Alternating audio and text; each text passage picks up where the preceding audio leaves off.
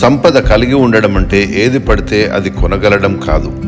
సంపద అంటే మీకు స్వేచ్ఛను అందించగలిగేది, మీరు ఎప్పుడు కావాలంటే అప్పుడు పదవి విరమణ చేయగలిగే ధైర్యాన్నిచ్చేది, మీ కుటుంబానికి సహకరించే శక్తినిచ్చేది, మీకు నచ్చని విషయాన్ని నిర్మోహమాటంగా నచ్చలేదని చెప్పగలిగే తెగువనిచ్చేది, మీకు ఏదైతే నచ్చుతుందో అది మీరు చేయగలిగే వెసులుబాటును అందించేది.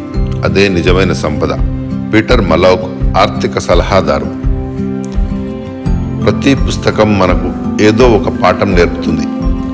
ముందు తరాల వారికి భద్రంగా అందించాల్సిన ప్రపంచ వారసత్వ సంపదలు పుస్తకాలే.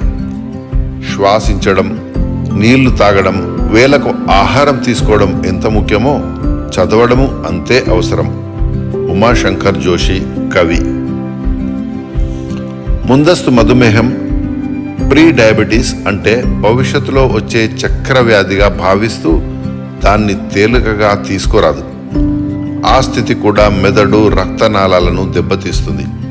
ఈ పరిస్థితి పక్షపాతం ముప్పును పెంచుతుంది, చిత్త వైకల్యానికి దారితీస్తుంది.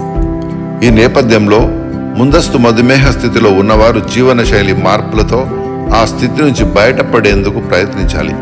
తద్వారా మధుమేహ ముప్పు నుండి బయటపడటమే కాక గుండె, మెదడు ఆరోగ్యంగా ఉంటాయి. సుధీర్ కుమార్, న్యూరాలజిస్ట్. ప్రస్తుత కాలంలో పుస్తకాలు చదివేందుకు చిన్నపిల్లలు ఇష్టపడటం లేదు.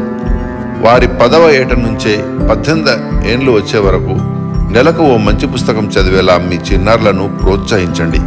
ఇలా చేస్తే వారు కళాశాలకు వచ్చేసరికి తోటి వారితో పోలిస్తే చాలా ముందుంటారు.